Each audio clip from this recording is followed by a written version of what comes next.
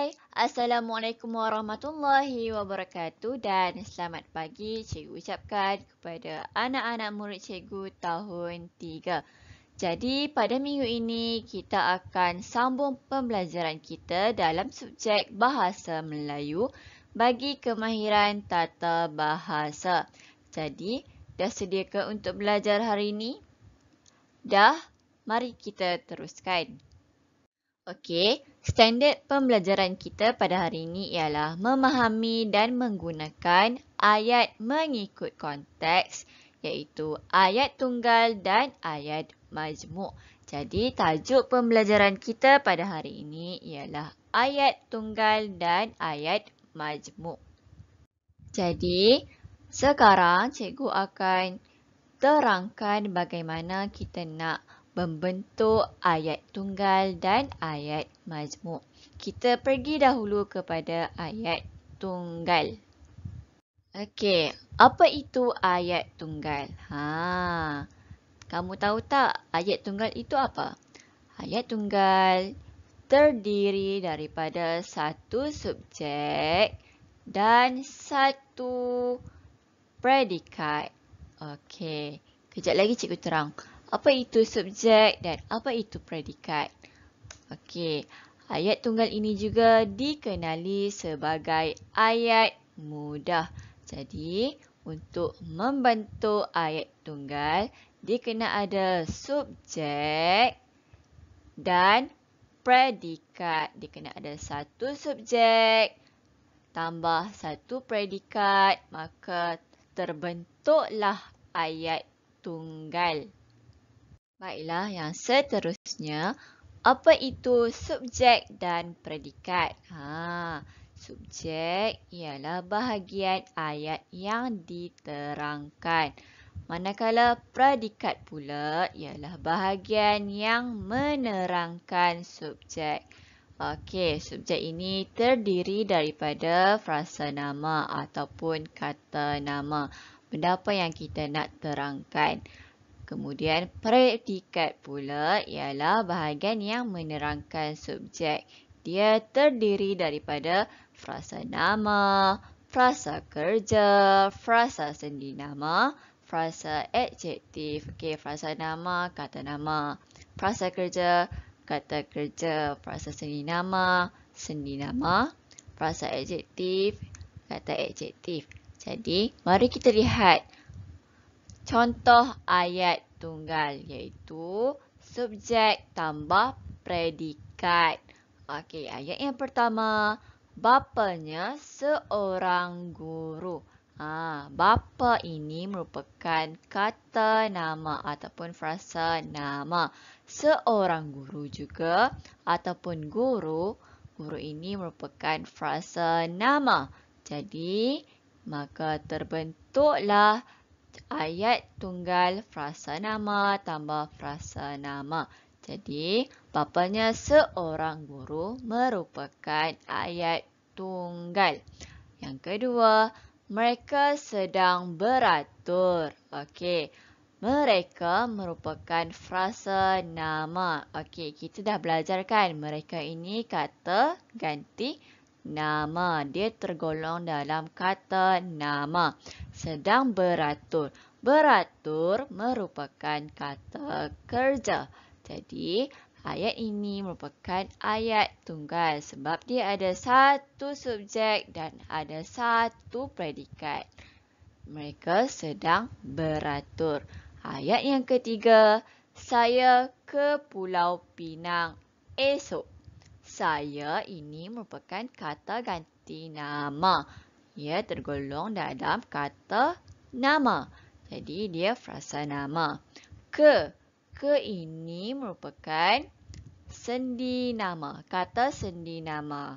Kata sendi nama yang lain ada ke, dari, daripada, di. Itu merupakan kata sendi nama. Jadi, saya ke Pulau Pinang esok. Saya merupakan subjek. Ke Pulau Pinang esok merupakan predikat. Okey, ayat yang keempat. Rumah itu sangat besar. Rumah itu merupakan frasa nama sebab rumah merupakan kata nama am. Jadi, sangat besar. Besar merupakan kata adjektif. Jadi, ia terbentuklah ayat tunggal iaitu rumah itu merupakan subjek. Sangat besar merupakan predikat. Okey. Tentang frasa nama dan frasa kerja, seni nama dan adjektif ini merupakan ilmu tambahan bagi kamu. Tapi untuk tahun ini, kamu hanya perlu faham macam mana kita nak bentukkan ayat tunggal. Ayat tunggal, kita bentukkannya dengan satu subjek dan satu predikat. Jadi, maka terhasillah ayat tunggal. Okey. Kita teruskan dengan ayat majmuk. Ayat majmuk ini mengandungi dua atau lebih ayat tunggal di dalam satu ayat. Tadi kita dah belajarkan apa itu ayat tunggal. Ayat tunggal, dia ada subjek dan predikat. Satu subjek, satu predikat. Tapi untuk ayat majmuk, dia ada dua atau lebih ayat tunggal dalam satu ayat. Okey, yang kedua, ayat majmuk juga perlu mempunyai dua atau lebih subjek ataupun dua atau lebih predikat. Kalau tadi ayat tunggal, dia hanya ada satu sahaja subjek dan satu sahaja predikat. Tapi untuk ayat majmuk, dia ada dua atau lebih subjek ataupun dua atau lebih predikat. Okey, kejap lagi cikgu terangkan macam mana kita nak bentukkan ayat majmuk menggunakan dua atau lebih subjek dan dua atau lebih predikat. Okey, untuk membentukkan ayat majmuk, kita perlu menggunakan kata hubung. Contoh kata hubung ialah atau, dan, kecuali, serta, tetapi, lalu, sambil dan sebagainya.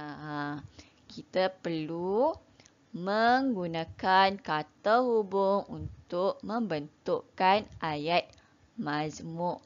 Okey, ayat majmuk terdiri daripada dua atau lebih ayat tunggal yang perlu digunakan ataupun yang perlu digabungkan menggunakan kata hubung. Okey, sekarang cikgu nak tunjukkan kepada kamu cara kita nak menggabungkan ayat tunggal menjadi ayat majmuk. Okey, cuba lihat ayat yang cikgu tunjukkan ini. Ayat yang pertama, abang suka makan ayam. Ayat yang kedua, abang suka makan ikan. Jadi, kedua-dua ayat ini merupakan ayat tunggal. Sebab apa? Abang merupakan subjek, suka makan ayam merupakan predikat. Seperti juga ayat yang kedua, abang merupakan subjek dan suka makan ikan merupakan predikat. Jadi, kedua-dua ayat ini merupakan ayat tunggal. Sekarang, cikgu nak hasilkan ayat majmuk daripada kedua-dua ayat tunggal ini. Untuk menghasilkan ayat majmuk, kita perlu gabungkan ayat tunggal ini menggunakan kata hubung. Jadi, dia akan terbentuk seperti ini. Abang suka makan ayam dan ikan. Abang merupakan subjek, suka makan ayam merupakan predikat dan merupakan kata hubung. Ikan merupakan predikat. Jadi, kita gabungkan kedua-dua ayat tunggal ini menggunakan kata hubung. Kita gugurkan ayat yang sama. Kemudian, kita letakkan kata hubung. Abang suka makan ayam dan ikan. Jadi, ini merupakan cara kita nak membentuk ayat majmuk. Baiklah, sekarang cikgu nak tunjuk kepada kamu contoh ayat majmuk. Okey. Ayat majmuk jenis yang pertama iaitu ayat majmuk yang mengandungi dua subjek. Okey. Ali dan Abu sedang berbual-bual di kantin. Ali merupakan subjek dan merupakan kata hubung. Abu merupakan subjek. Sedang berbual-bual di kantin merupakan predikat. Jadi, patutnya ayat tunggal yang membentuk ayat majmuk ini ialah Ali sedang berbual-bual di kantin. Ayat yang kedua, Abu sedang berbual-bual di kantin. Jadi untuk menghasilkan ayat majmuk ini, dia menggabungkan kedua-dua ayat tunggal tersebut menggunakan kata hubung dan, maka terhasillah ayat majmuk ini. Jadi, ayat majmuk tersebut mengandungi dua subjek iaitu Ali dan Abu. Dia menggabungkan dua ayat tunggal yang cikgu cakapkan tadi menggunakan kata hubung dan. Okey, jadi Ali dan Abu sedang berbual-bual di kantin. Okey. Ayat yang kedua ialah ayat majmuk yang mengandungi dua predikat. Ali sedang membasuh pinggan sambil menyanyi. Okey, ayat tunggal daripada ayat majmuk ini ialah Alia sedang membasuh pinggan. Ayat tunggal yang kedua, Alia sedang menyanyi. Jadi, kita nak menggabungkan kedua-dua ayat tunggal tersebut, kita menggunakan kata hubung sambil. Jadi, terhasillah ayat majmuk ini. Alia sedang membasuh pinggan sambil menyanyi. Okey, Alia ini merupakan subjek, sedang membasuh pinggan predikat, sambil merupakan kata hubung, manakala menyanyi merupakan predikat. Jadi, ayat ini mengandungi dua predikat. Okey, ayat yang atas ini mempunyai dua subjek. Jadi, ini merupakan contoh ayat majmuk. Okey, mari kita lihat contoh ayat majmuk yang lain. Okey, ayat majmuk merupakan gabungan dua atau lebih ayat tunggal. Okey, contohnya mereka berjalan. Ayat yang kedua, mereka berbual-bual. Kita nak menghasilkan ayat majmuk, kita kena letakkan ataupun kita kena menggunakan kata hubung. Jadi, kita gunakan kata hubung sambil untuk menghasilkan ayat majmuk. Contoh ayat majmuk yang terhasil, mereka berjalan sambil berbual-bual. Jadi, dekat sini, ayat majmuk ini mempunyai satu subjek dan dua predikat. Okey. Dan menggunakan kata hubung sambil. Ayat yang kedua, banyak ikan mati di situ. Ayat yang kedua, banyak burung mati di situ. Kata hubung yang digunakan ialah dan.